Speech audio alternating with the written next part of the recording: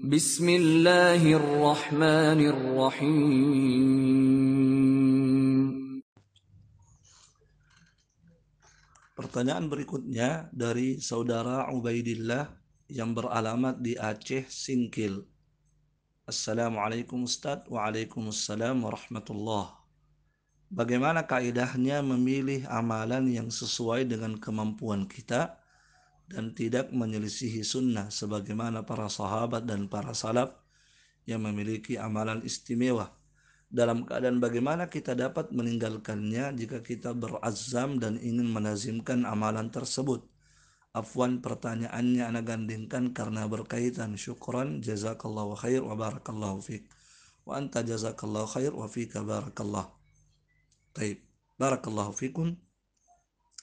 Terkait dengan amalan dalam Islam, kalau amalan itu adalah amalan yang wajib, maka tidak ada pilihan lain bagi kita kecuali harus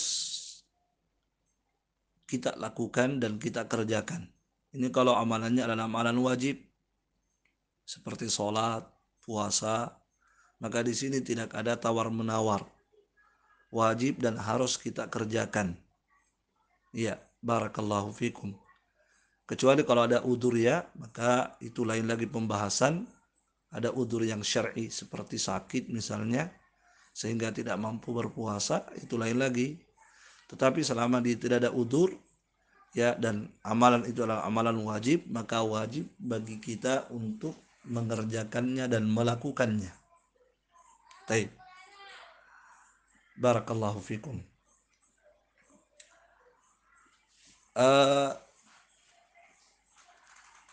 Kalau amalannya bukan amalan wajib, amalan-amalan penyempurna, amalan-amalan sunnah, maka di sini seorang muslim memilih amalan yang ringan tetapi bisa kontinu dia lakukan, itu lebih baik. Dia memilih amalan yang ringan ini kalau amalan-amalan yang sifatnya penyempurna, ya, sifatnya sunnah, hukumnya sunnah. Ya, seperti puasa-puasa sunnah, atau bacaan Al-Quran, atau dikir-dikir, atau sedekah, atau yang lainnya dari amalan-amalan sunnah yang bukan wajib. Maka di sini kaidahnya, ya, dia memilih amalan yang ringan untuk dia lakukan, ya, amalan yang kecil, amalan yang ringan, ya, tetapi dia mampu kontinu. Maka itu lebih bagus daripada dia memilih amalan-amalan berat, amalan-amalan besar, tapi akhirnya dia tidak bisa dawam, tidak bisa kontinu melakukan amalan itu.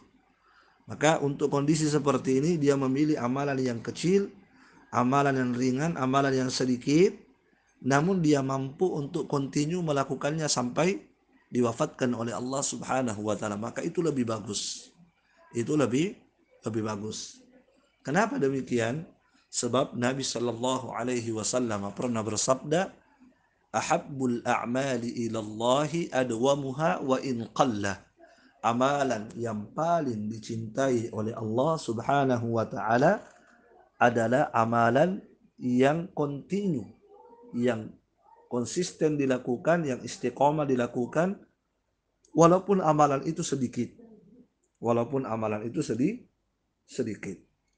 Ya, oleh karena itu, ya, Rasulullah Sallallahu Alaihi Wasallam pernah mewasiatkan kepada Abu Hurairah untuk melakukan 3 amalan ini dan kontinu melakukannya.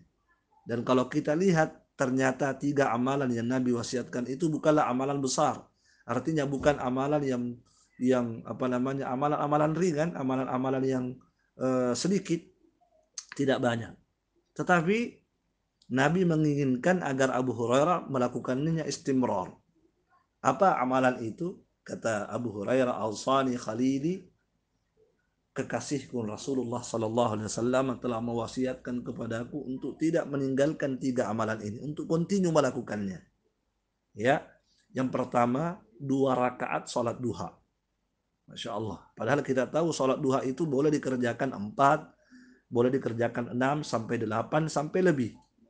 Tetapi ternyata Nabi hanya mewasiatkan kepada Abu Hurairah 2 rakaat saja. Yang penting bisa continue. Maka 2 rakaat lebih bagus, tapi continue daripada 8 rakaat tapi dikerjakan setahun 2 tahun setelah itu berhenti. Barakallahu fikum. Itu yang pertama. Yang kedua, an utira qabla an anam. Witir sebelum tidur. Witir sebelum tidur ya, tapi bisa continue itu lebih bagus daripada witir di akhir malam tetapi tidak bisa continue. Walaupun sebenarnya witir di akhir malam itu lebih afdal. Tetapi ketika seorang hamba tidak mampu continue melakukannya, maka lebih bagus dia lakukan di awal malam tapi bisa continue, itu lebih bagus. Barakallahu fikum. Ya. Baik. Kemudian yang ketiga, berpuasa 3 hari dalam 1 bulan. Ini yang dia disebut dengan puasa Ayyamul Bid. Berpuasa di tanggal 13, 14, 15 di bulan Hijriah setiap bulan. Ya. Barakallahu fikum. Padahal ada puasa yang lebih afdol daripada itu seperti puasa Daud. Tidak ada puasa sunnah yang lebih afdol daripada puasa Daud. Berpuasa sehari, berbuka sehari. Tetapi ya, ketika seorang hamba melakukan ini, dia khawatirkan dia tidak mampu continue, maka lebih bagus dia memilih amalan yang ringan, ya walaupun kalah afdol, tetapi dia bisa continue, itu lebih bagus. Jelas ya? Barakallahu fikum. Nah, jadi seperti itu kaidah dalam memilih amalan yang bisa kita rutini dan sesuai dengan sunnah Nabi Sallallahu Alaihi wa ala alihi wasallam. Ya. Taib. Dan ada faedahnya ya terkait dengan pertanyaan keduanya. Ya, ketika seorang misalnya meninggalkan amalan itu dan dia rutin melakukan, ini faedahnya kalau amalan itu rutin dilakukan. Seorang misalnya yang rutin melakukan sholat duha 2 rakaat, 2 rakaat selalu setiap hari 2 rakaat, setiap hari 2 rakaat, dia rutin lakukan sholat duha. Tidak pernah ditinggalkan ketika dia sehat dan ketika dia mukim. Namun suatu hari ada halangan. Dan dia sudah bertekad bahwa dia akan rutin melakukan amalan itu. Namun ternyata suatu hari qadar Allah ada halangan. Misalnya dia sakit. Akhirnya dia tidak bisa mengerjakan lagi sholat duha 2 rakaat karena sakit. Maka ketika dia sakit,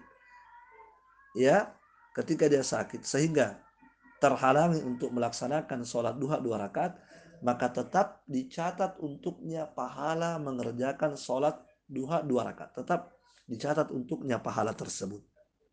Kenapa? Sebab dia rutin melakukan. Dan dia meninggalkannya karena ada uzur. Rasulullah Sallallahu Alaihi Wasallam pernah bersabda, "Idza maridal abdu aw safara, kutiba lahu mislu ma kana ya'malu muqiman sahiha." Jika seorang hamba sakit atau dia safar, maka tetap dituliskan untuknya pahala seperti amalan yang dia biasa kerjakan ketika dia mukim atau dia sehat. Barakallahu fikum. Jadi ini ya, ikhwana fiddin, a'azzani Allah wa iyyakum. Semoga apa yang kami terangkan ini memberikan manfaat. Barakallahu fikum. Manfaat.